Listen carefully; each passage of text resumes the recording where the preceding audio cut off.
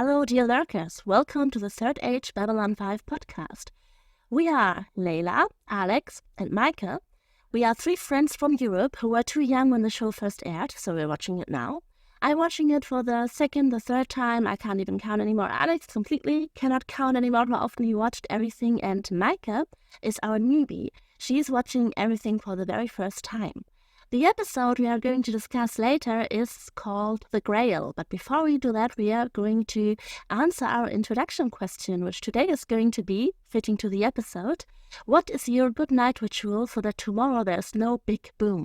Do you want to start? Oh, gladly. I think mine is the oldest. I have this distinct memory from childhood that every time I switched off the light switch in my room, I would have to rush into bed before it got completely dark. So I have the distinct memory of stumbling across my dark room many, many times and often missing. At least one time I got a bloody nose doing that. But it has helped that there has been no big boom ever in the next morning. So it works. And you, Meike? Well, I'm not really sure when I started doing this, but I really need some sort of blanket, even if it's just some tiny bit lying over my hip in summer, no matter how warm it is. The AC can be broken completely. It's like a sauna in there, but I have to have this little piece of blanket, otherwise I can't sleep. And yeah, well, it kept away the boom until now. Hopefully it does in the future too. Yes, I'm a little bit puzzled by this question because up until now I haven't really figured out how to develop a healthy sleeping pattern. So I would probably be constantly on fight with the daytime or nighttime, especially in summer. I often stay up too long so that I see the sunrise and then my brain says, no, we're going to stay awake now because I like to write and read in the early morning hours before it's bright. So I would say I'm still a seeker because this question leaves me puzzled. That's about on the same level of trying to find the Holy Grail, difficulty-wise. Yeah, certainly. Yeah. So in this episode, we have a few little subplots actually that are kind of intervened, at least this time. Intertwined. They belong together at some point. That's what I want to say. One of the plots is that a seeker man who is looking for the Holy Grail, even out there somewhere in space where it could have landed at this point, arrives at the station, which leads to some very interesting conversations, I think, between humans and Minbari. Then we have the plot of Jinxo. Jinxo, who is convinced that he is the curse of the Babylon stations and cannot leave because otherwise it will blow up. And we have a creature who can wipe memories, who puts certain members of the staff on the station in terror. Is that a good enough summary? That is a pretty decent summary. That's where we start. There are a few more things, but I guess they will come up as we start talking. Here it's not so easy to ask where do we want to start because everything kind of belongs together. So what do you think? What is the topic that we want to get into first? Well, before we start with the actual episode discussion, we have the small little tidbit that we wanted to mention because we did get a bunch of very interesting comments for the past 3 episodes. In general, we always appreciate these comments, of course, and every now and then a comment thread just kind of disappears when YouTube decides that it kind of wants to eat it. So we have to look into this, but we saw that there were some comments asking about the watch order that we are taking for both Season 1 and just Babylon 5 in general, and that is important to touch on because there exist a bunch of different watch orders out there that you can take to this show, and especially for Meike, this is going to be a bit interesting because these are very different ways of experiencing the show. One of the ways, for example, would be going through it chronologically, just going through everything that happens in universe in the order that it happens historically. We don't do that because some of the prequel movies that were made would kind of, spoil you with parts of the main story. So it's very rare to encounter this kind of watch through. But it's much more difficult to decide whether or not you want to go with the original broadcast order or with the order that the episodes were created in or with the order that is put together by the Lurker's Guide, which is sort of an accompanying project by fans that has been going since the 90s that kind of tries to figure out the intended order. And this sometimes can lead to a little bit of a problem because the original broadcasting order was sometimes messed up, where the writers intended things to go a certain way and then they kind of got flipped around. There is not really a point in the show where this makes a massive amount of difference. It's not going to lead to massive contradictions, but it does mean that as we go through the show, sometimes other fans might look at it and be questioning why episodes are shuffled in a certain way. So we are going by the original broadcasting order, which is the one that you will find on most of the streaming services right now, which differs, if I remember correctly, a little bit from the DVD order and a little bit from the intended order. We are not going to go all that much into it. What's most interesting for us is that we are going to mix this broadcasting order with the intended watch order a little bit later on when it comes to the movies that were created, because there are several TV movies that kind of slot in between the seasons, and we are going to put them in there and not watch them when they were broadcast at the very end, just because it then creates the best possible flow. We are kind of trying to create the best flow of the story and what happens historically without creating big contradictions or spoilers. So that just as a big disclaimer before everything.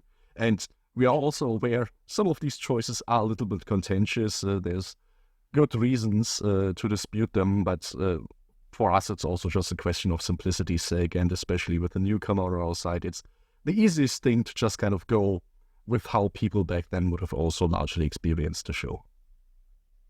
So you want to say it's my fault again? No, we are just trying to, recreate the experience as true as possible. Just be glad that we don't make you wait like half a year in between seasons so that you have to sit on cliffhangers or so on. Which one was the order I first watched? That would have been the DVD watch order. That was a bit different. A little bit. Not massively, though. I mean, sometimes with TV shows, that can be a lot of fun. I remember that I like certain parts of Doctor Who, and there's a plot that you can watch backwards and you actually get new information. And I once did that for over 2 seasons of plot that stretched hours backwards, from the point of view of another character who was backwards in the time stream. That was a lot of fun. But I think he is not that exciting. It's always interesting to talk about.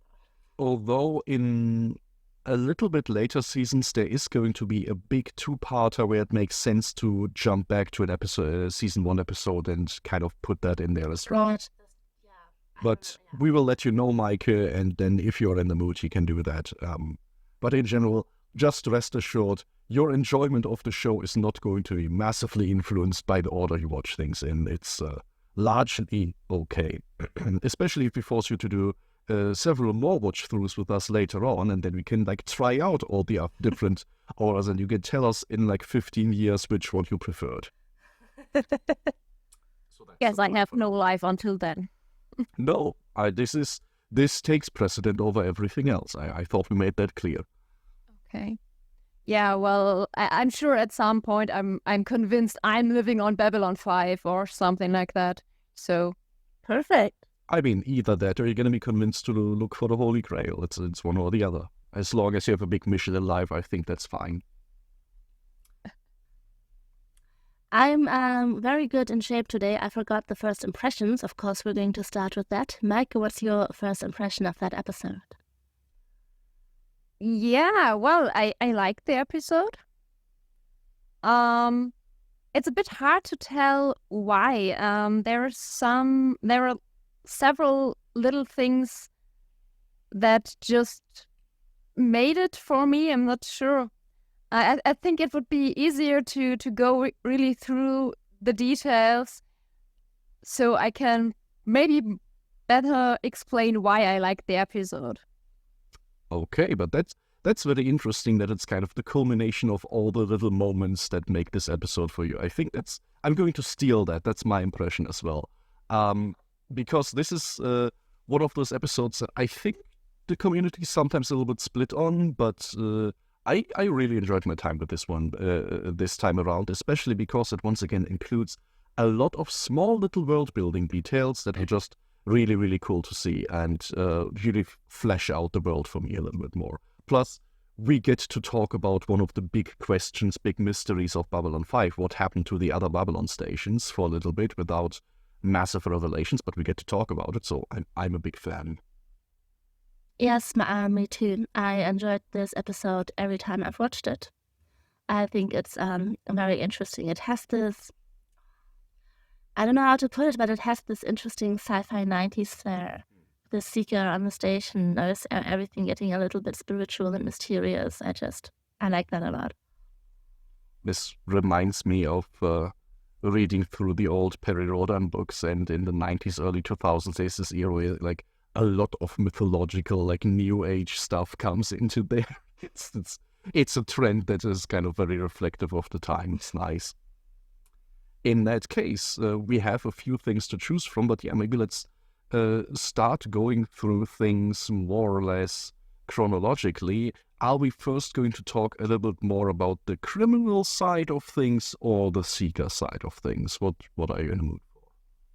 I would like to make a little side note before we start, because I just want to appreciate the naming again of the ships, because the ship arriving at the beginning, I'm really sorry, I can't do this Americanized or version of German name.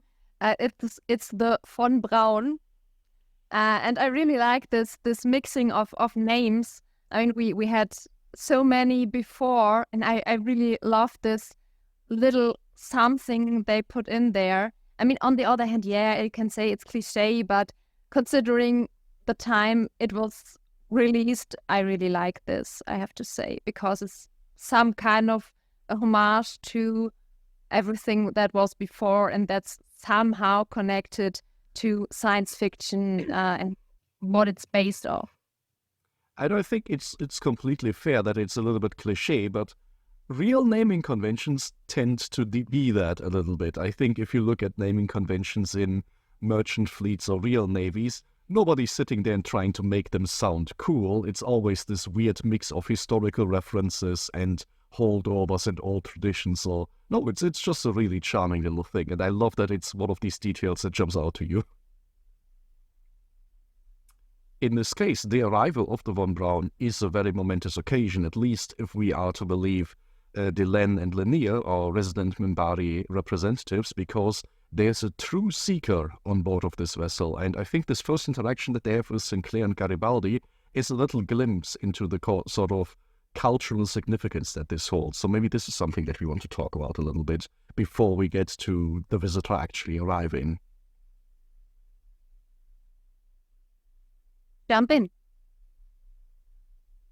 Okay, it sounded like you had a lot to say about this, but maybe later on. No, for me this is really, really cool because I like learning about these alien cultures, and the way that Delenn describes here this idea of a true seeker being someone who is like revered among the Minbari people.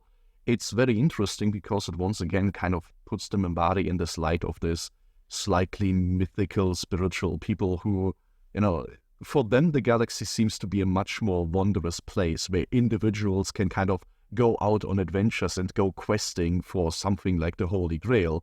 From everything that we've seen about humanity at this point, this isn't really all that possible because space travel on its own is just much rarer for people on Earth. But for the Minbari, it's a much more open world, and they kind of embrace it like that. And they seem to be able to transfer that very seamlessly to other species as well. It doesn't really matter that he's human or Drazi or Barakiri or anything like that. It matters that he has a distinct search that he's on, this distinct quest for the Holy Grail that they're happy to aid in.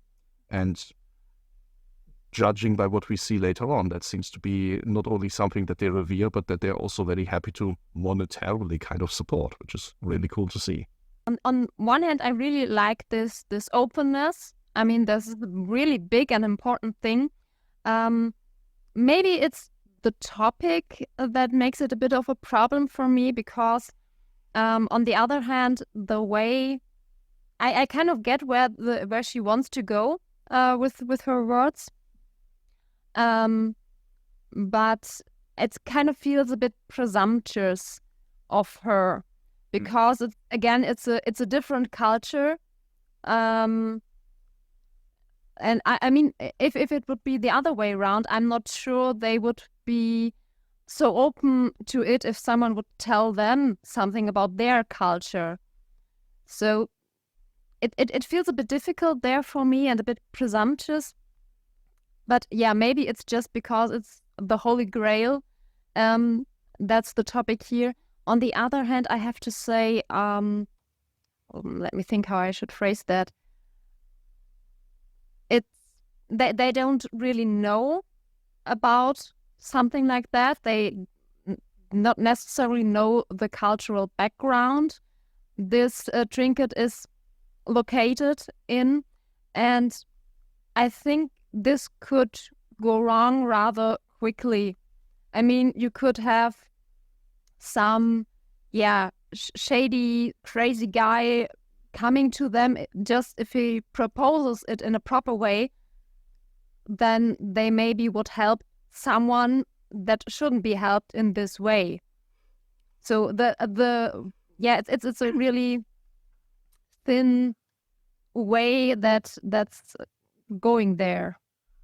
Okay. Then, so I see there shines through like kind of two potential issues with the whole Seeker thing. The one is kind of the presumption that they have, sort of integrating this entire Grail into sort of their own mythology of what it means to be a Seeker, and the other one is just the practicality of having somebody just being able to be revered like that. I can see this. I think it's interesting insofar that, this is sort of the same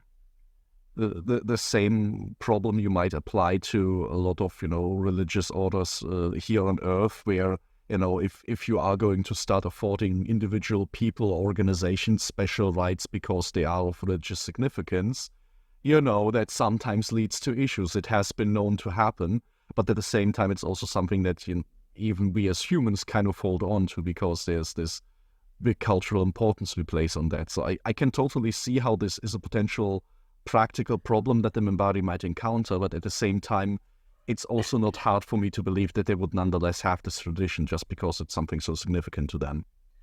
I think if we really want to understand the position Delenn takes in the discussion, we have to take a deeper look at what we learn about Minbari culture here in this episode. Because we learn in this episode, or not for the first time maybe, but we talk about the two castes Minbari society has. And all the Minbari that we've met so far, or that we have met intensely personally so far, were from the religious caste, which is the spiritual side, the curious, the interesting side, half whatever of society. And then we have the other caste, which is to us still a mystery. And I think it's interesting, on the one hand, that Minbari society is divided into these two groups, so that there always is a discourse. Like Delenn says, if they agree on something, it's terrible. So there always have to be differences in opinions, in actions, and whatever.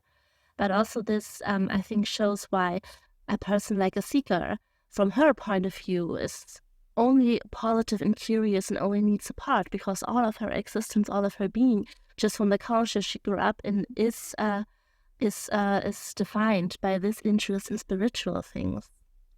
And it also has the added bonus that we immediately see the way Delenn treats the Seekers is not universally the Minbari way. It's her specific caste that does it like this, but Minbari society has other perspectives that exist as well. But because you mentioned it, this is something that I'm very interested in our newbie's perspective on. When she mentions the moment where both of the castes agreed on something, are you clear on what she's talking about, or is that still a little bit of a mystery? Yeah, of course, she's talking about the Minbari War. I'm very happy that was clear. Very good. But no, it's just a point that I really, really like, that we learn about the Minbari discourse, like you said, is incredibly important. It's actually, I think, a little bit counterintuitive to what we often hear nowadays about, political discourse and stuff, where there's often this call of, let's get rid of the partisan lines, let's come together and, agree on something for once. And for the Minbari, it's much more, no, the moment everybody agrees on everything, we lose the discourse, and that's a problem. So they are very big on sort of highlighting that there's these two sides to their society that are in constant conflict to some degree. Yes. What I think that actually meant is not that agreeing is not good. I guess when the society is put into a position that only one point of view can be taken, that is a bad moment to be alive, because that is an extreme conflict, an extreme situation that leads to always a bad outcome. Yes. Yeah, and I kind of feel that how she expresses it, that it's something even on her side or on their side, at least maybe to the spiritual cast, is something really terrible. They really want to get into distance to this war. Yes. Which is also something really important here to see. It is really important to see, especially because we've seen that for the warrior cast, we've only seen like glimpses of it in the assassins and stuff that came, is obviously something that isn't the case. And she even mentioned that to Sinclair very early on. This conflict isn't resolved for a lot of people, and maybe this is why the spiritual cast is especially trying to get away from that, to sort of balance things out and enable them to have any kinds of relations. But then, of course, it also immediately kind of brings up this question, okay, why is only the spiritual cast represented on Babylon 5, though? Is this something that's agreed on, or could this actually be a problem if at any point half of the Minbari start saying we don't recognize this representation anymore? Yes, or also is that a tradition that people from the religious caste take in certain positions? Maybe the religious caste, I don't know, but to me it always sounds, and I would have to look out for that in the next watch through now, because I don't remember how much information we get, but to me it now seems like the religious caste is also one that has a lot of functions a lot as for research, for gathering knowledge about the outside world, also about maybe other subjects, which is just not the field of work for the warrior caste. I don't know if that's completely true, but we'll have to look out for it. That is something to look out for. Also the question how rigid these castes are, right? Because as a term, it kind of implies this very rigid societal structure, but is it possible to switch castes? Is it possible? Are you born into a caste? Can you switch them? Do you choose them at some point? Do you get a sorting hat to decide where you go? It's kind of a thing. How traditional is this? How much has it evolved over time? That's definitely something worth looking out for. Yeah, and I would be really, really curious about how it got to as far to the situation that both sides agreed to a war. I mean, what has happened there? It has to be really immense what they experienced to make this decision. To make this decision, especially, at least my impression is from the way that Delenn puts it here, it's almost like it's a terrible thing that happens if both of them agree on something, very much like it is something that happens to the Minbari. It's not so much a decision that they all came together and decided, now we are going to agree on this and do this. It was more, I think you already described it pretty much, like in extreme circumstances that kind of left no other choice but to agree with one another. And, that's already sounds like a pretty bad time. We'll have to see if we learn more about that in the future. Yes, but back to the point, to the first point about Delenn's reaction to the Seeker. Yes, it is definitely a point that it can easily be abused, and that all of the resources such as Seeker gets can definitely be used by the wrong person, because I think from our human rational point of view, she doesn't seem skeptical enough. There's just this thing that isn't even proven to actually exist, and it just catches her attention. And that's what I think you can easily think when you see this episode. So that's maybe one of the reasons why I make a note in my head to watch out what kind of resources, knowledge, and other functions the religious caste has, because I actually don't paint her as a naive person, but this seems very naive, but I think there has to be more to it. That's interesting, because at least the impression that I get from this episode is that the fact that the Grail is not something that she really knows about and that's not proven to really exist doesn't really factor into this decision, because she's the one that says at the very end, this is a Seeker who found what he was looking for. Obviously, he did not find the Grail, but he was a Seeker and he found a purpose in life. So I think she approaches this from this perspective of probably assuming the Grail isn't a thing, or if it's a thing, it's not something that can be found.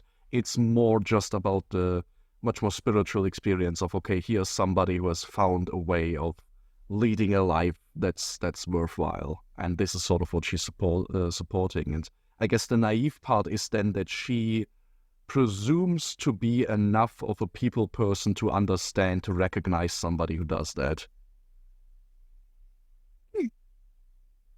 Well, in the end, it comes to it's not the result, it's the way that matters. But it's also very naive.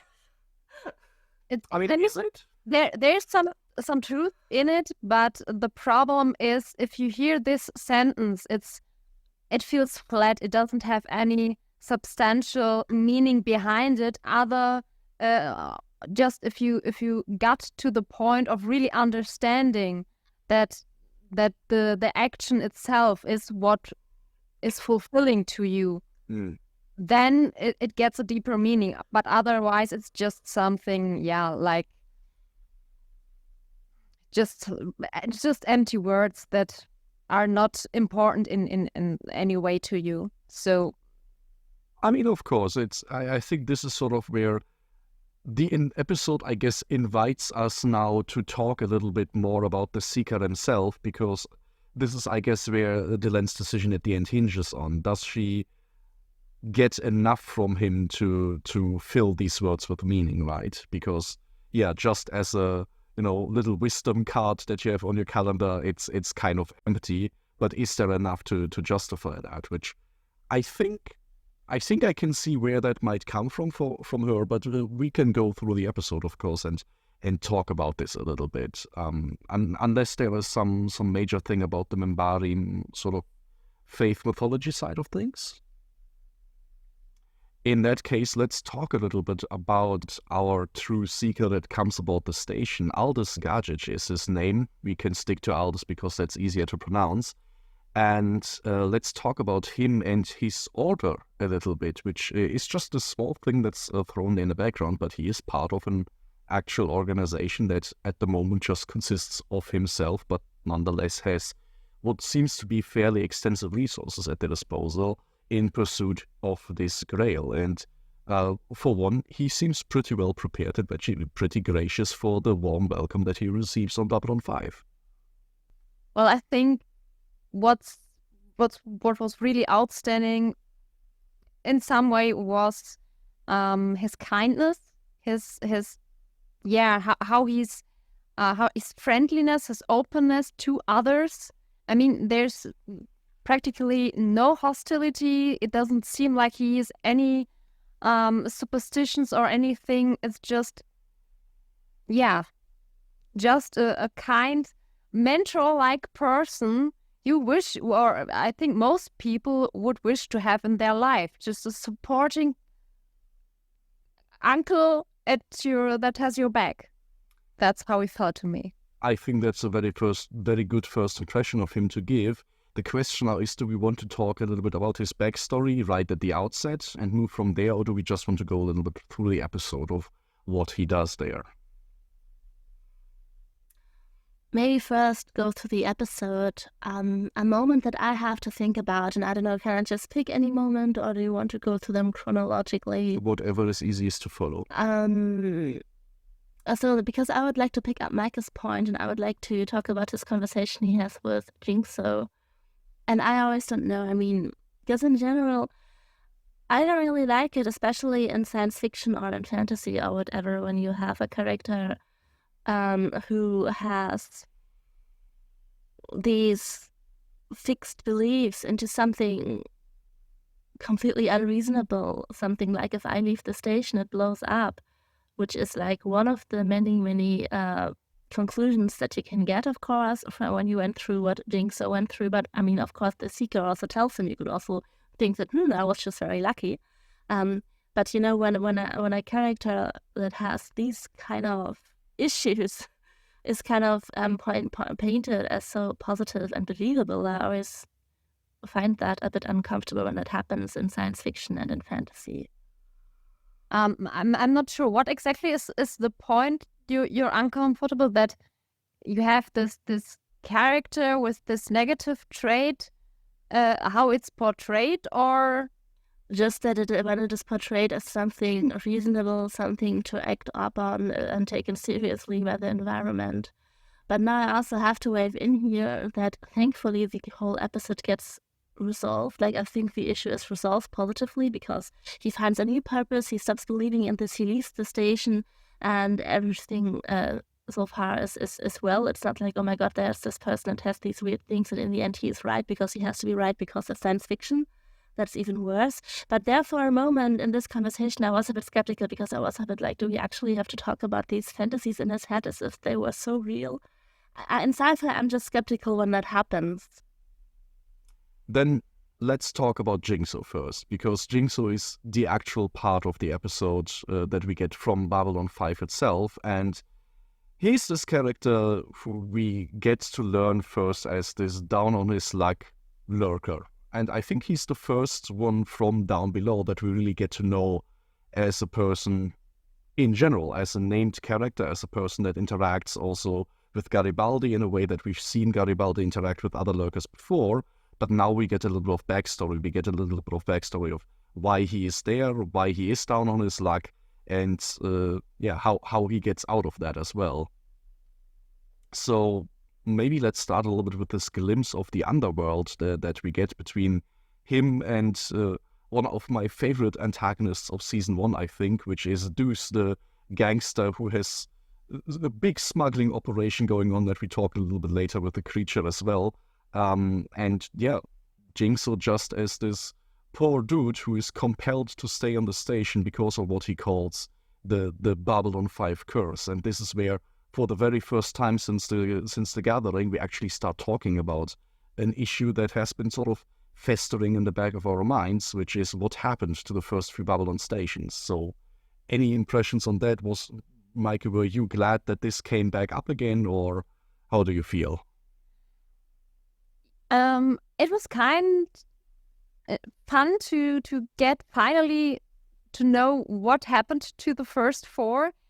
But on the other hand, you don't really get to know it. I mean, he's telling, first got sabotaged, second got sabotaged, third blew up, probably do sabotage.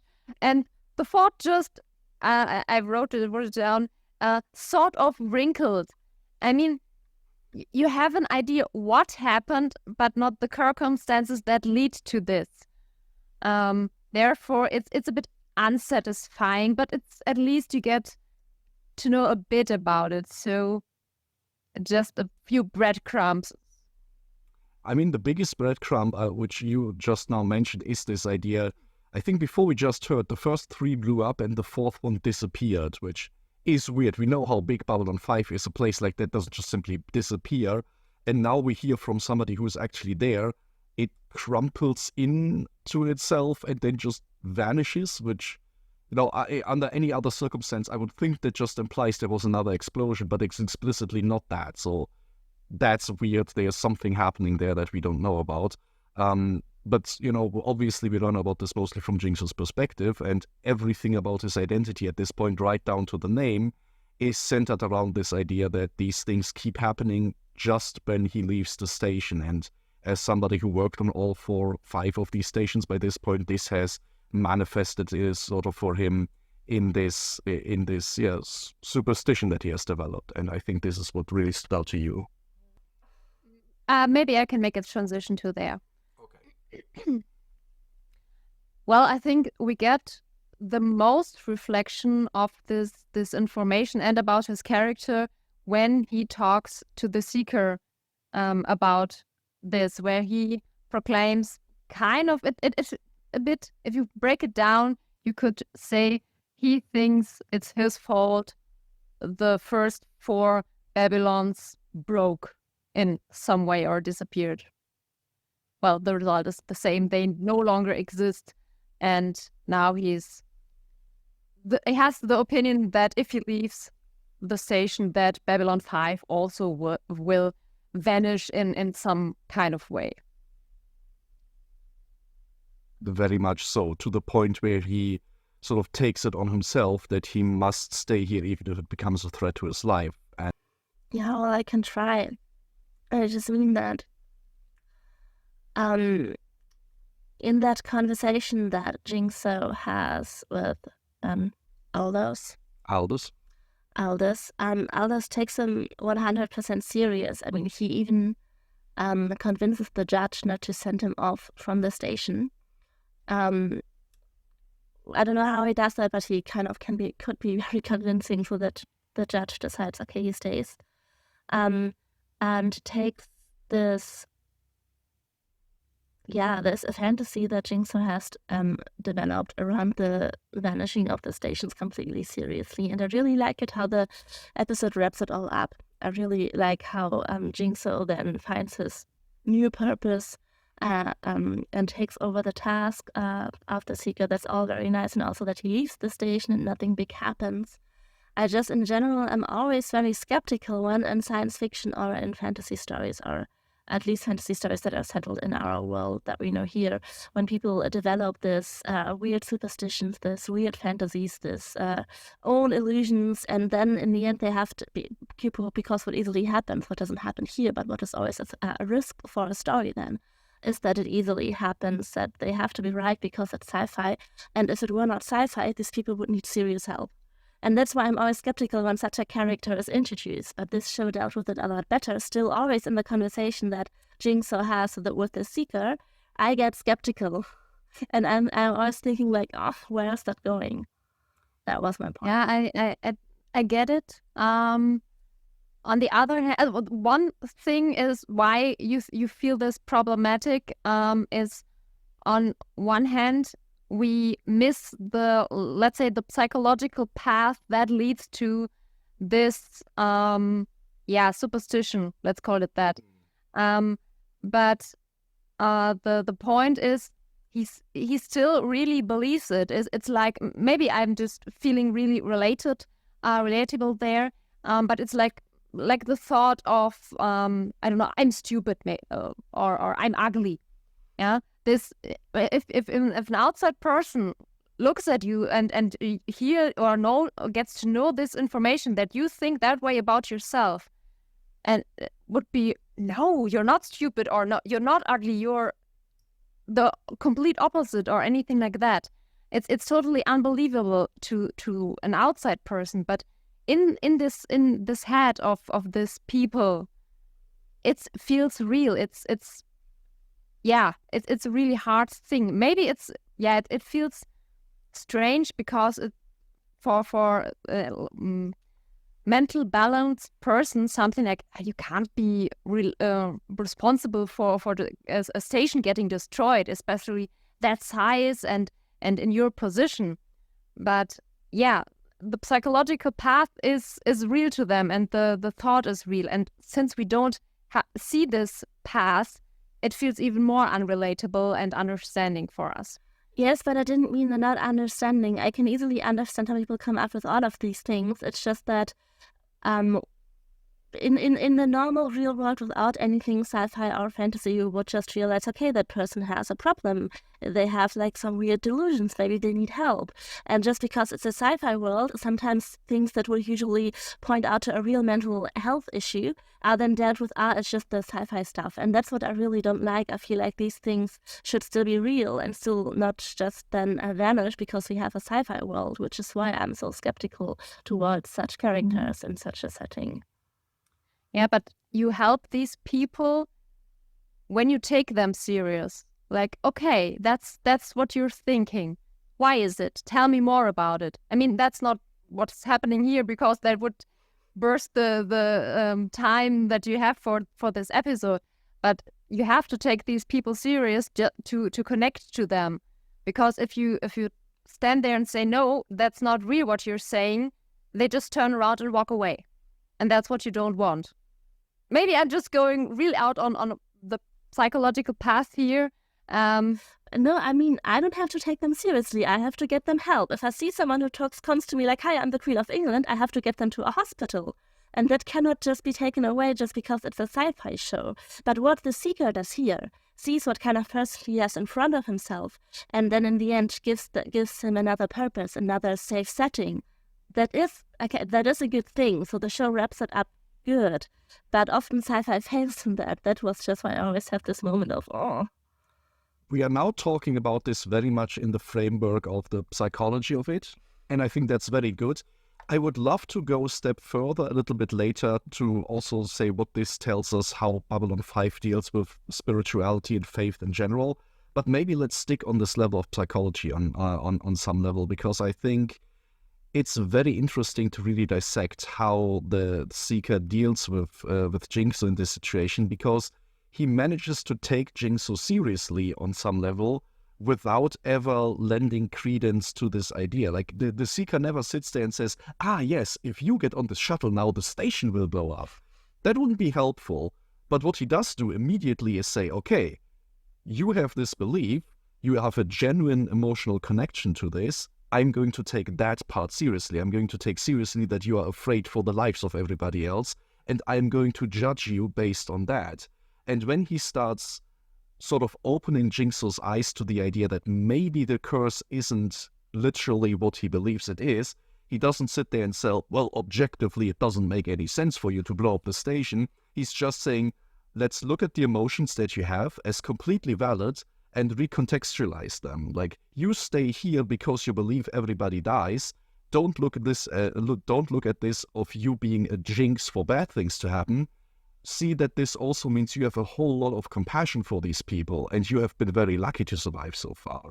So it's kind of walking the fine line here of meeting Jinxo in the framework of his own superstition, taking the emotional part of that seriously, without going all in and saying, yes, you are the Queen of England and I'm going to believe you, and that's literally true. And I think this also touches a little bit on the sci-fi issue, where if we start opening this up a little bit more to spirituality and faith in general, science fiction really has a bad habit of saying anything that humans have ever said is absolutely literal. If ancient Celts and Egyptians have said the great works before us were built by giants, it means giants and UFOs came down and literally built the pyramids for us. There is no room for things being metaphorical or something like that. And I think, in a situation like Jinxo, that would be exactly the same problem when you just have a science fiction show that says, oh yeah, there is actually a sci-fi curse that makes the station blow up, and he was right all along, and his fears were completely justified, and there are no mental health issues, there's just aliens abducting us. That would be kind of a big problem. That would also be very extreme. I mean, even sci-fi shows sometimes are more subtle. Yes. But the issue is complex. And I mean, as I said, the show here really does a very good job, because without us becoming so hard and too hard and realistic, they just find a nice way to solve the issue, to find a place for a character like Jinxo. It's very nicely done here. It's definitely still a case where, it would be great if Babylon 5 had a counselor or a therapist on there. That would be great help. Jinxo probably wouldn't have been able to afford it, which is also realistic, but, we can still call for that. Franklin, that would also help already. That would have been something, yeah.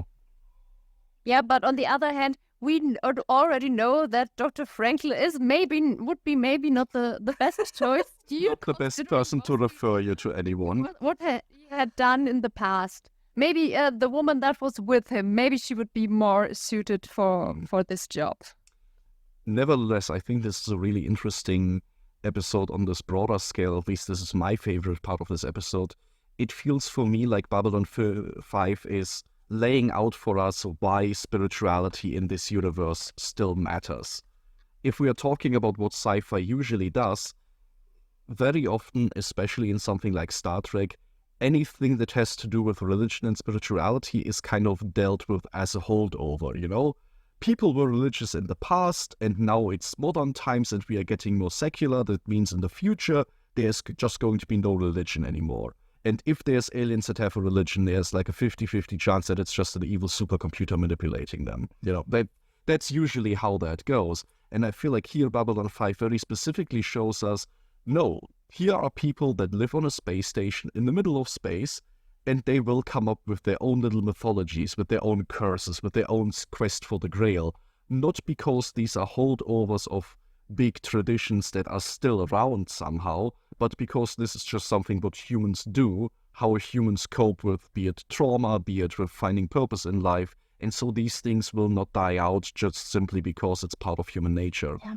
But what there I have to say, what I would really, maybe I was just not, maybe I missed it in this episode this time, but it also comes back to Delenn's words that we discussed in the beginning, her words of at least having a purpose or the journey as the goal or whatever. They would not seem so empty if the episode would emphasize a little bit more what the journey actually was, if we would have an idea of how far Aldous has traveled and what kind of things he has researched or learned or understood, which he would have never learned or seen or whatever on this long journey, that would give this a bit more meaning, actually.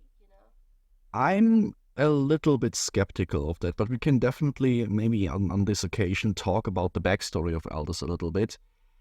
I think if we were to learn more about the long journey he had and the discoveries maybe he made along the way, then it would feel a lot like, okay, the quest for the Grail is just sort of a vehicle for you to do space exploration, which that is a value in that, but I think it wouldn't be then this sort of very introspective spiritual journey that I feel like the episode wants it to be.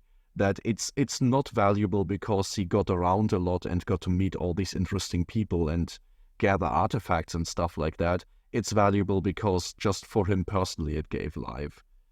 I at least get this impression because this is what he focuses on in the backstory that he gives, where, his big thing is that the numbers add up again. It makes sense to him again, not necessarily that he's really led a fulfilling life now because he's out in space. Yeah, well, I'm there with the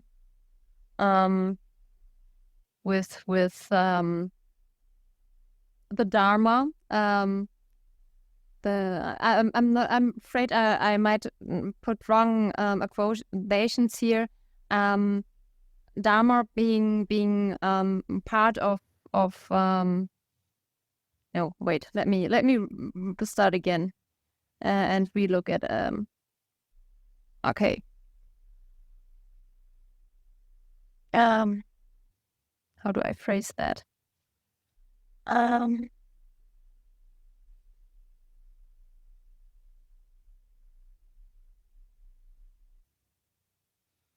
The main thing is I have something where I could perfectly, or at least to me, explain what his way is, but I can't make the connection where it is rooted from. Ooh. Because the point is, maybe I try to explain it to you, maybe I'm getting it clearer then. Dharma is one step of yoga practice which leads to enlightenment. So far I follow. In the Dharma, there are four, according to the Sanskrit, there are 4 stages of life. The first is the student, the one who learns, develops, to grow. The second is the householder, that is like growing a family, or earning money, stuff like that. The third is the transition. It's the part of your life where you help people.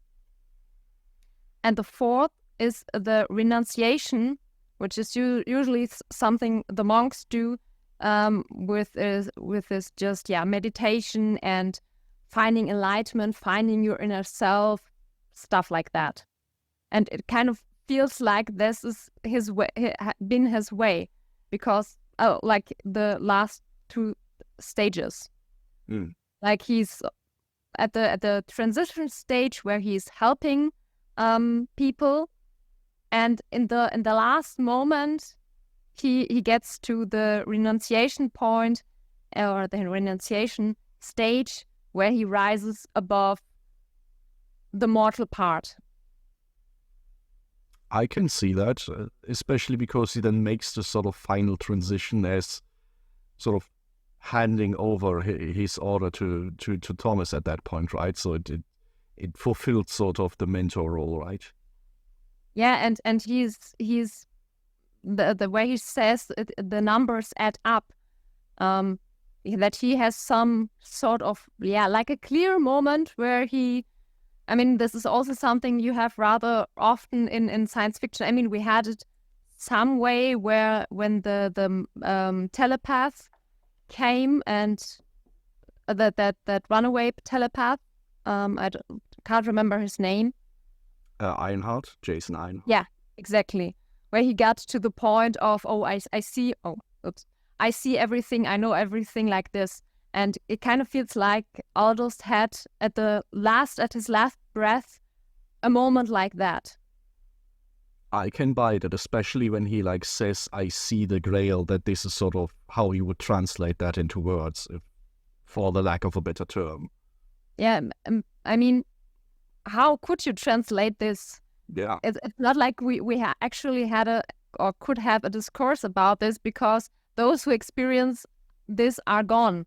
So maybe it's just me, projecting this idea on what's happening here. But at least it would fit for me to explain this, how it's happening and why it's happening like that. I think this is probably the best way of approaching this, because ultimately we are left with this question, okay, what is Thomas actually left with, right? He had, half a day with this guy, experienced some kindness through him, sure, learned about the Grail and got to ask a few questions about this, but it's not like Thomas got taught a lot of the mythology or a lot of the practices of whatever order Aldous was part of. So the only thing he really can do now is take these very basic ideas that we get in this episode and try to find something like Dharma, try to find a framework that he can project this on, and then kind of reconstruct sort of whatever teachings he thinks go into becoming this guy that Aldous ultimately was, what it means to be a true seeker. And I think this is a big part of it, that we are working with something here that needs to be so self-evident that the little time that Thomas has in this episode is enough for him to sort of become a worthy successor. I mean, it's not like he is anxious or anything, like, oh my gosh, I can't do this. But he was accepting it with open arms. Yeah. And therefore there has to be whatever it is there, but that something is what he has understood. And that is what he's taking with him and out there. I imagine this is to some degree what Aldous sees in him. Obviously, he talks about Thomas being a good man because he's so compassionate, trying to save everyone in the station. But I think he also sees in him somebody who is really actively looking for this core tenet in life. And the one that he has constructed with, I have to fulfill the curse of Babylon 5 and stay on the station forever, isn't really a helpful one. It's a fairly self-destructive one. So I wonder how much Aldous kind of looked at that kind of personality and said, what I have could take this place in this man's heart and would be just a much more fulfilling life experience. So I'm going to try and impart that in as little time as possible. We can very quickly touch on the backstory that we learn about Aldous, which is, I think it's just remarkable that it's this idea that he comes from a fairly, fortunate background, being somebody who worked for one of the major Earth corporations, was in accounting, was successful enough to have holidays on Mars, found a big family and such. So it's not like this is an order, it's not like this is a calling that always comes to the very unfortunate ones, that comes to the downtrodden of society or anything like that. It comes to somebody who stumbled into this after this intensive grieving period. And I think it's also remarkable that we learn about this, that it's not what I would expect many cults to do, that it's not somebody who jumps in at the moment of grief, like your family has just died, aren't you looking for a way to deal with this grief, and then sort of indoctrinate somebody, which seems like the more predatory thing to do. This is more something like, okay, I have grieved for a long time, I've tried to return to my normal life, and that didn't work out for me, and then I find somebody. And I wonder if this is just a small detail that, the writers put in there to make it a little bit more of a healthy transition.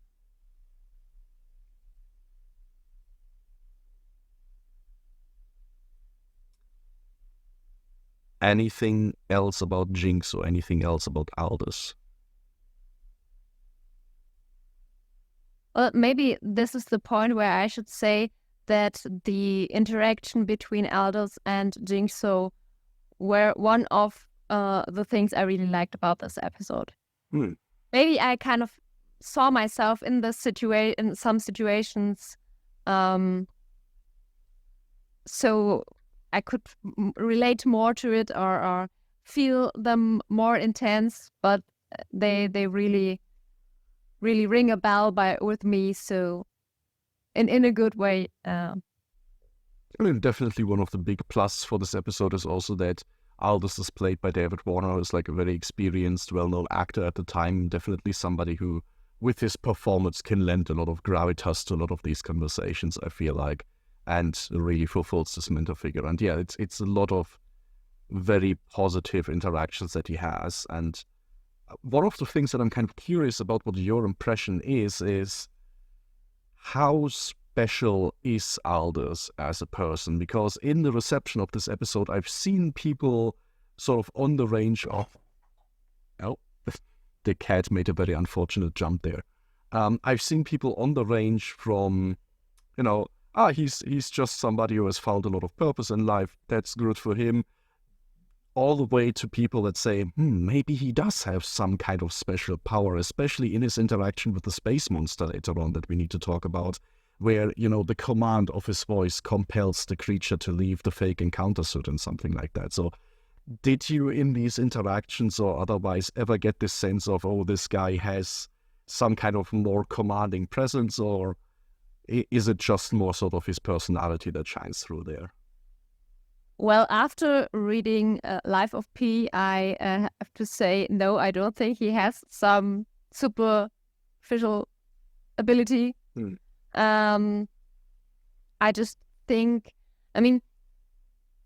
how you act is you have some sort of presence. If a person enters a room, most of the times you can see, oh, this is a more an extrovert person who's confident, or this person is more like a bit scared or feels unwell maybe in this room or in general, or it's too much people or something like that.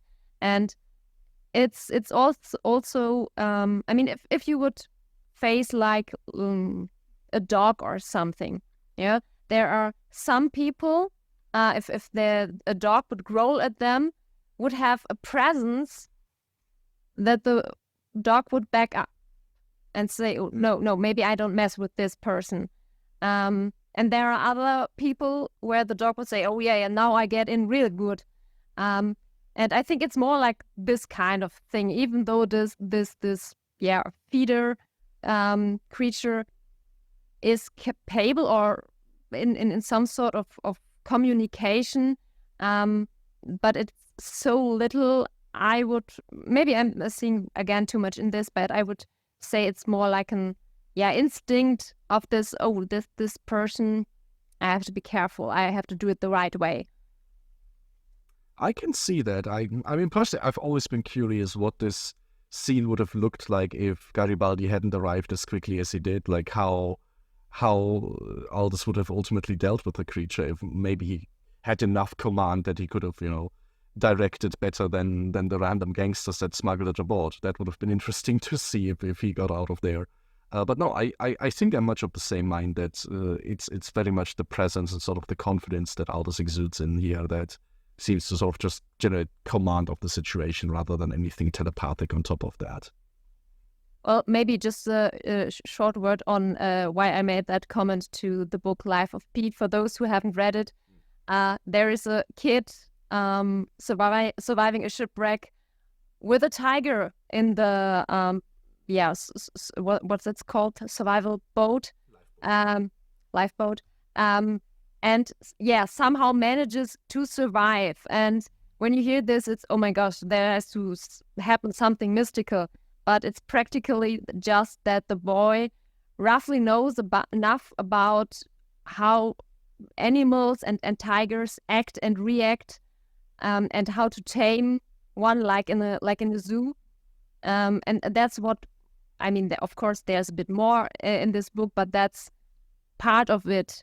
So I'm sorry if I spoiled someone. But yeah, that's what's happening here. And I would have translated this from the book to this case here. I can definitely see that, especially the comparison with training in zoostring the circus. The mark of somebody who's actually good at that would be that you don't need to put the whip out every single time to get any kinds of commands across. It's something that you can communicate via presence, via body language and such. Talking about tigers, by the way, our little tiger has finally managed to get on the desk. Not like last time where she was yammering and pretending that she was too weak and small and it was impossible to get here.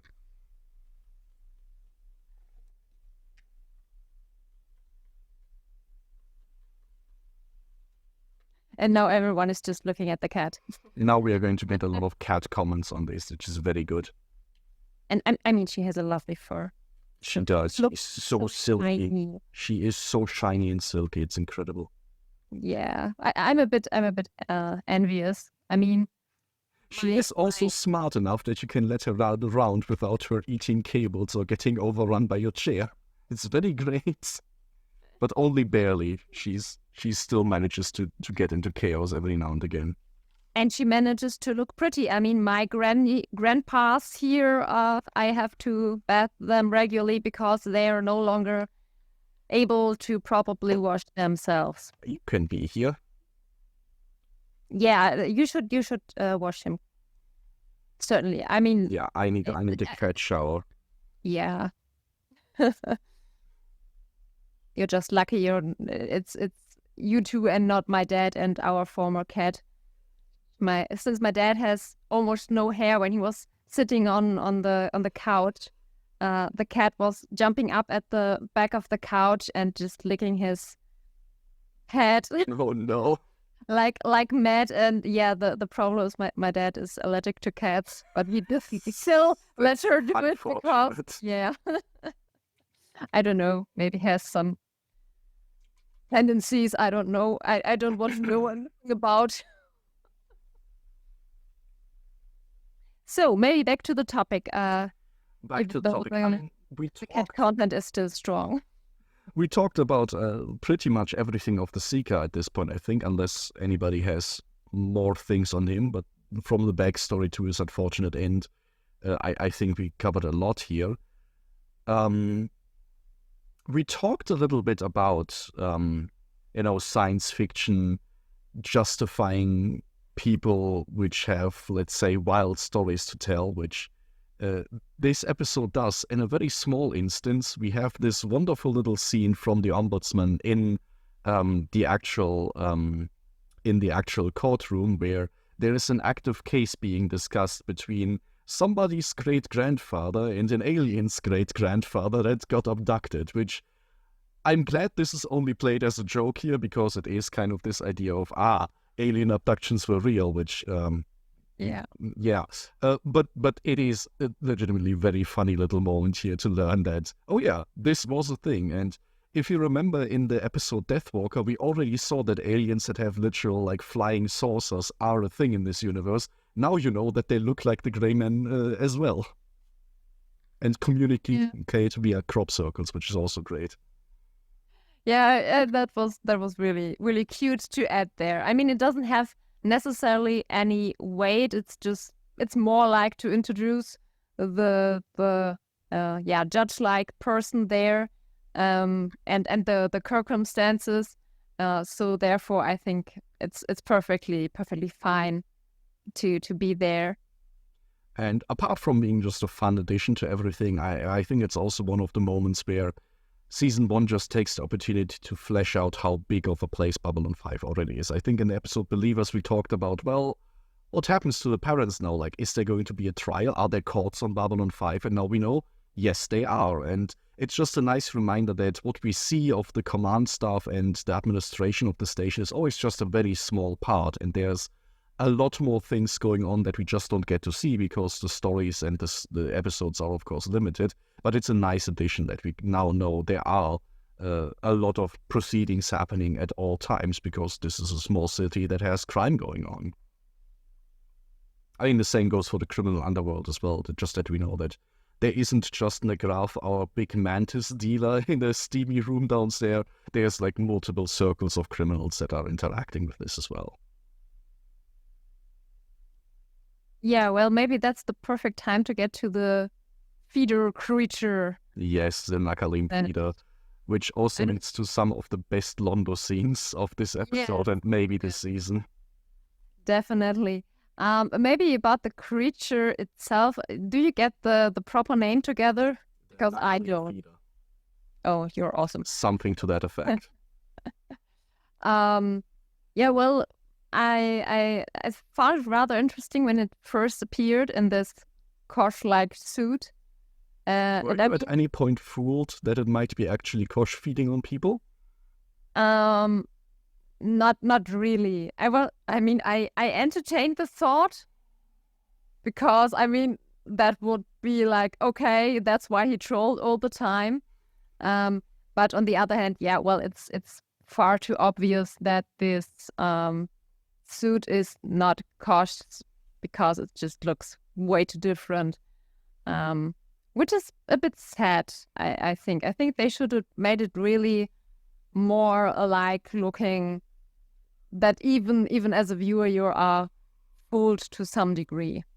It would have made for an interesting mystery, especially with Kosh's reaction in the end that he's just like, "Oh, people are afraid of me." Well, that's good. It's like he's back to his trolling self there. But to the funny part, I really liked it when Aldous and Jinxo were trying to visit Kosh, and when then of course Jinxo runs away because he thinks Kosh is the one doing the brain wipe, how they call it. And when Aldous looks at the after Jinxo ran away around the corner, like maybe another time, I'm sorry. I really like this because it's just the situation comic. I really like this. And it's the second time in the season that we see that Kosh can actually be approached. Like, Kosh had time for the parents trying to save their child. Kosh has time for the Seeker. It's only when Sinclair asks, "Can you help me with this really, like, galaxy-deciding important decision?" that he's just like, "Nah, I'm mysterious and unapproachable. I can't talk to you right now." But otherwise, Kosh seems to be a pretty chill dude that you can just kind of make an appointment with and talk to.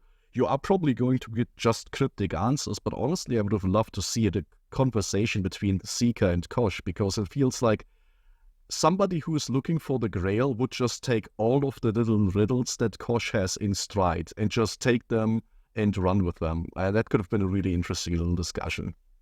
Certainly. Oh no, somebody is getting eaten. Yeah. I think the cat is winning. Well, that's hers now, unfortunately. No, that's hers. You can't steal it back. No. It belongs to her I'm now. afraid you lost. Yep. No, this is hers now. It shall be mine until forever. See? Yeah, it's yours. It's fine. Maybe you should touch us again. Now she's eating the cable. Oh.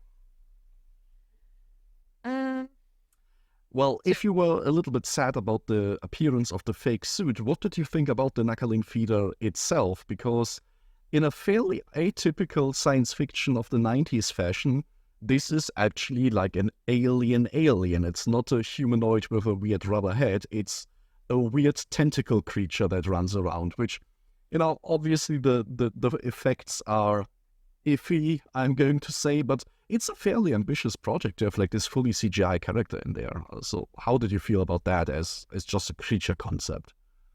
Well, maybe just short to the CGI effect. Honestly, I don't think it was that bad, because I think it was our last episode where I mentioned that I'm rewatching the series Sanctuary, where they also have like full CGI creatures, and well, it's I think 2000 something, certainly far later than Babylon 5, and I have to say there are a lot of creatures that look worse than this feeder creature. So yeah, I was kind of impressed to see this in a 90s show, or even more depressed about the things they did in Sanctuary. about that. And yeah, the creature itself, well, of course, it's gives off this Lovecraft Cthulhu vibe. Also, I have to say I was reminded, I think it was at least a creature that is used also in the tabletop, not tabletop, a pen and paper game Dungeons and Dragons. I'm sorry if I mixed something up, but I think it was Dungeons and Dragons. I think you're on the right path there. Where these creatures also exist. Therefore, it was nothing new for me. So yeah, more of a fun crossover than a dangerous enemy. Yeah, well, no, it's kind of I really like to implement something non-humanoid because it's a bit boring if you have just different kind of human versions or exotic versions of animals we know or other plant-like creatures that exist in here. It's far more off the regular scale. That I think this is something that enriches science fiction stories because it's just something completely different and maybe hard to imagine for those not directly connected with the genre or with arts in this direction. So, or this, yeah. Thumbs up. I especially like that you made the reference to Dungeons and Dragons here because next to the Seeker with his big staff, I feel like this is another element that makes the Babylon 5 universe feel a little bit more mythical / fantasy-esque. This idea, this is a universe where you can go out questing for the Grail. This is a universe where you can go out encounter monsters in the woods that want to suck out your mind, where the glorious, warriors of the Centauri Republic were sent out to deal with the Nakalim feeder threat and had to have an entire campaign against these dangerous creatures that even can talk to you in a creepy manner. All of this feels much more reminiscent at something that I would expect in some corner of Middle Earth in Lord of the Rings rather than, your typical science fiction story. So this was just kind of nice to see, and especially once again the big topic of superstition, the way that Londo and Vio react to the news that this thing apparently got somehow smuggled upon the station. Obviously, humans treat this as, a dangerous animal got smuggled by an exotic animals trader onto the station. That's unfortunate. But you immediately see for the Centauri on the station, this is like the boogeyman has come. We go back into our quarters, we close everything off, we're afraid of the stillness, of the silence now because, it's just so ingrained as part of their culture, which is really cool to see. Yeah, and I jumped to the ending already because I really loved the scene where Garibaldi is telling Lando, hey, everything is fine, the creature's dead and everything. And then, we found out that if it's getting really silent, you hear nothing, then it's getting dangerous. Oh, you little shithead. He was having fun with this one. Yeah. Certainly. Garibaldi is kind of interesting in this episode because I think even just last week we talked about the fact whether or not Garibaldi... Oh, the light again. Even just last episode we talked about how Garibaldi might be one who is less inclined with religious kind of things, who might have had maybe a harder time sitting Shiva with Susan Ivanova. And I think this episode really highlights that as well, where out of all the people that we see, he is by far the one that has the hardest time taking the quest for the Grail seriously. We have Delenn and Lanier who are just in full reverence and completely love the idea and fully accept and embrace it. We have Sinclair who obviously doesn't believe in it straight up, but he's very receptive to it, and even in the end with Thomas he just says, hey, for what it's worth, I wish you the best of luck. I hope you succeed in whatever it is you're doing. And Garibaldi is the one that is the most apprehensive about it and who, in the end, is sort of the one who needs to be reminded by Jinxo that it's not Jinxo anymore, it's Thomas now. And he accepts that without a word, but he's very obviously the one that is the most prone to say, guys, this was bullshit, wasn't it? This is just some weird stuff that just happened. I can't take that seriously. At least for me, this fits the attitude. You know, he knows how superstitious Centauri are about the Nephilim feeder, so he's just gonna use this to prank them. He's not going to like think about the cultural significance of stuff like that. Yes, but when Jinxo, or at that point Thomas, leaves the station and they're talking about the Babylon curse, it was a bit like I'm not sure. Like when he says, "No, I don't believe it." You? Like, he's A little bit affirmation. searching. Yeah, he's searching there for something. So maybe, yeah, I'm not sure how to phrase that behavior of his, but it's not like he necessarily just closes off everything he can't put a hand on. So I don't know. Which is something that feels very true to life. You know, it's all very often when people are skeptical about this kind of stuff, but then somewhere in the back of their mind they still hold like a little bit of hesitation towards something, and it's just a very human thing to do that. You know, they're all standing there at the window and counting down. Well, will we blow up? Probably not. Like, rationally, there's no reason we would, but still hold your breath like for a second there, just because it's what humans do. Yeah, so that's a bit like the differentiation between nihilism, being a nihilist, and being an atheist, where the atheist just doesn't believe in God in the sense of a religion. The nihilist is just like, no, there's nothing. Yes.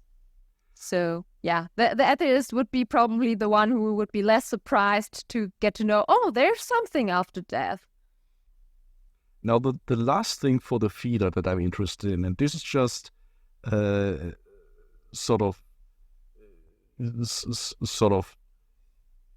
idea that I've seen bounced around a little bit in groups and such, and I just would love to run it past you too. We know the Centauri Republic doesn't really value alien life very much, right? Like, they enslaved the Nan for 100 years and were pretty fine with them dying off and that kind of stuff. And we also know that the Centauri have a long history of doing stuff like that. You know, they have this entire holiday about killing off the other sentient species that was on their home world, and they have a big feast because all of them died. And then we have this like brain-sucking alien creature that, you know, has a full-on conversation with a human in this episode, and the Centauri say, yeah, it's this dangerous animal that we found on this planet that we once colonized. And I'm just sitting here wondering, you know, when the Centauri write into their file, oh, you know, these creatures are semi-sentient, basically just animals, you know, how much credence do we give this? Or is it maybe just a case of, oh, there's a very primitive, you know, alien species down there that the Centauri just conveniently decided, oh, they're basically animals because they're dangerous, and now we can, you know, genocide them a little bit and build our colony there without paying too much mind to it. I don't know how much into conspiracy theory you want to get here, but I've seen people question how much you want to believe the Centauri when they tell you something is just, it's talking and stuff, but it's definitely an animal still. Yeah, well, one thing is I clearly see why they're so deeply scared of this feeder, because, I mean, their whole culture is based on remembrance. And if you take this away from this kind of culture of people, what is left there is nothing. So, yeah, it's kind of like they are their arch enemy. It's the perfect their flaw for them. I've never really thought about it on these terms, but yeah, imagining like in the context of Centauri society, if everything you do, everything you are is about your standing in the family and stuff, the idea of somebody just getting their brain wiped so they just have to be basically retaught everything from infancy, that's pretty much the worst nightmare, because then you end up with somebody who is fully grown but had to like rebuild all of his life in like memories and stuff, but that's not the bad part. It's just now you have a fully grown person that has regained all the intelligence, but has no standing, has no connections, has no masks. That's pretty horrifying from a Centauri perspective. That's true. Yes, and on the other part, I think if you, it's like this colonization thing. If you demote something to animal, it's like I am better, I am higher. This is under me, standing under my importance, and therefore I can do what I want with it.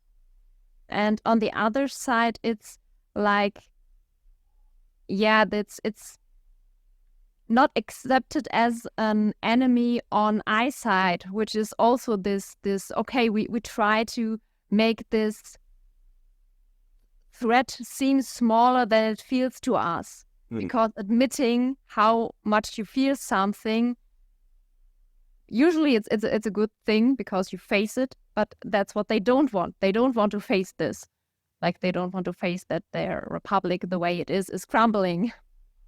Definitely. I mean, it's also then, of course, it also makes a much big difference how you spin the loss of the colony afterwards, right? Like if you can say, oh, there's just this dangerous force of nature, then it's not really a defeat of the Republic in any way, and you can keep that track record of being undefeated for a very long time. And you mentioned the crumbling Centauri Republic. Once again, it's all of these small world-building details, but just this idea that some officials somewhere decided, for budget cuts, we are just going to lift the quarantine on this planet, and now Londo has to scream at somebody over the intercom to reinstate that thing, please. Just because, yeah, we see, like, probably this is just a case of, bad corruption going on, that the fabric of the Republic is just kind of crumbling and falling away, and they're just not really controlling the space that they have anymore properly. And maybe riding the wave of the Centauri Republic getting distracted. I really loved Veer. I really loved Veer in this episode because he was again this positive, bubbling. I don't know even how to describe it, but when Aldous and at this point already still Jinxo come to Lando and ask for help, and Lando's talking about, yeah, well, you have to pay some fees, and Veer is like, no, I already have looked for this, and it was also like he's really happy that for the thing he did, that it was kind of, yeah, his thing to look at this. Oh, how what could this be? Could this be something we have? Yeah, and getting them this crystal, yeah. I think was it. To them, Lando was like, why? Stop it. I want money. Why do you? But it's really... And Veer then, yeah, that's efficient. It's really interesting, though, what this tells us about how these two people interact with the Centauri Republic, right? Like, Londo always talks about the glory days of the Republic and how great everything was, but when it comes down to it, he's really mostly interested in keeping things going as they are, which means, this corrupt cycle of extending budgets as much as possible, inflating the costs of everything that probably involves 15 people to get this going. This is what he wants to maintain, whereas Veer is not only very proud that he's efficient, he's also kind of fully going into this. I got to look at the history of the Centauri Republic, our trade history with these people, and I went through all the files and I read all about it, and it was really fascinating, actually. Like, he's not the one that always talks about the glory days of the Republic, but when it comes down to it, he actually studies it. He's actually excited about the history of them, and that they have this long-standing relationship with humanity, and he really, really digs into that. Yeah, maybe to connect this to Aldous and the way he's living his life, and Lando and Veer, and especially Lando with his depressive state and how he's living his life. He's living it in a passive way, while Veer is doing, or at least trying to do something in the active way, which, yeah, I mean, it's of course a lot to say he's having a happier life, but at least it feels like it. That what we get reflected in this episode especially. And he seems so upset when Lando scolds him for this. He's just standing there so pouting. He's like, I did a good thing and you didn't let me have it. How dare you? It's very, very adorable. Also, the relationship between Lando and Veer, what I really liked in the end after Garibaldi drops the bomb with them, and Lando just quickly gets back in his quarters, and Veer's like thinking about it, and then realizing, oh damn, I'm outside. Lando closed the door, and it's like, Ambassador Lando, Ambassador. It's like, yeah, I'm not really sure how to call that what they have, but it's not just pure respect and Veer looking up to Lando. It's more like he's more seeing him, as the person he is. At least that's how it seems to be. I fully support that, especially because I think Veer actually says, like, as he's banging on the door, this isn't funny, Ambassador. Implying, at least, that Lando has played a prank or two at some time on Veer, which I love to imagine that this is something that they, sometimes actually have this more fun banter that is going on when there's not dangerous creatures on the loose.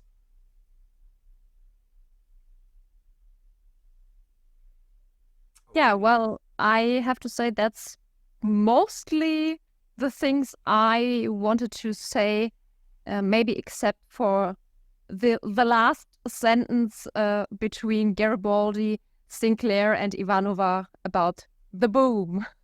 No boom today, but always boom tomorrow. It's one of the most quoted and memorable lines that Ivanova ever gets, and for good reason. No, I think this did touch on most of the important things. The last thing that I maybe like to throw in there, just because I find it funny, as ever, especially in season 1, there is this thing that most plots can be resolved by just shooting up somewhere down below, and this is once again the time. But I do find it interesting that for this episode, literally the solution to the big, like, drug smuggling problem and people getting their brains sucked out is Jinxo decides to go to the police, and it actually works. He goes to Sinclair and says, here's the problem, this is where it's happening. Sinclair calls on Garibaldi, and Garibaldi goes in there with security and solves the issue. Not in the most elegant way, not in the nicest way possible. Like I said, I feel like it might have been even smoother if he hadn't interfered with the Seeker and their feeder, but at least, the basic security of the station functions for once properly, which is just very nice to see that Garibaldi gets to do his job well for once. And Sinclair is calling for help. He's not doing it on his own. Yes. Thank you for that. He is learning very slowly, but he is learning. He's not at the front of the fight. He's not getting shot like Aldous did. So it's making progress. There is some character in there. Give the guy a cookie. He deserves it. But in this case, or you wanted to say? I just wanted to ask, Layla, have you anything to add? At that point, we can go into the tapestry, and I think the most significant thing we already mentioned is this idea that we talked a little bit about the previous Babylon 5 stations, or Babylon stations, but we still don't know exactly what happened, only that at least the disappearance of the fourth one was weirder than we maybe even knew up to this point. I mean, we can obviously ask the little question, do you think the Grail will be found? Well, let's say it in the philosophical way. Oh, tough word. It's getting late. I have to go to bed. Last try. The philosophical way here. I think everyone has or should try to find his own personal Grail, and I think a lot of characters, or at least I hope a lot of characters will do so. I mean, if we believe Delenn, she keeps alluding very heavily that Sinclair needs to find his Grail, which I find actually kind of funny that she keeps pushing that on him, and every time he very politely ignores the entire thread of the conversation and just kind of says, yeah, it's good that this guy does that. I'm not a seeker. I know myself. It's fine. Don't push this on me. I find that kind of charming for him. But I don't know, metaphorically, maybe it will come up for him as well. the station didn't get blown up, but I think we can believe Ivanova when she says there is going to be a boom tomorrow. Any other plot threads that might come up in the future?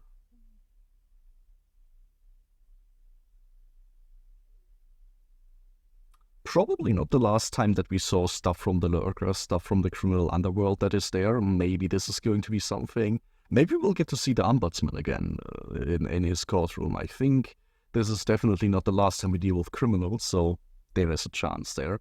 Maybe we will at some point learn if the issue with the abductions and probing got ever resolved between the poor guy and his great-granddad. So there are definitely some potentials there. So in this case, we can do our little outro, and as always, we have a community question that we will ask, which in this case is going to be if people have found either their own grail or at least a little bedtime ritual to prevent the boom tomorrow from happening. If you found your grail, please feel free to let us know in our comments, and as always, we like to read and answer all the comments in YouTube, on X, on /Twitter, on Instagram, on Facebook, all the different places that you can find podcasts where we will have this episode and many, many more. At least if the mind sweeper of the internet doesn't get there first. Knuckling feeders do tend to get to our comment section sometimes. We're really sad about that. So please, if you would like to have an answer from us, don't just give up. Please, take a look, and if your question disappeared, just write it again.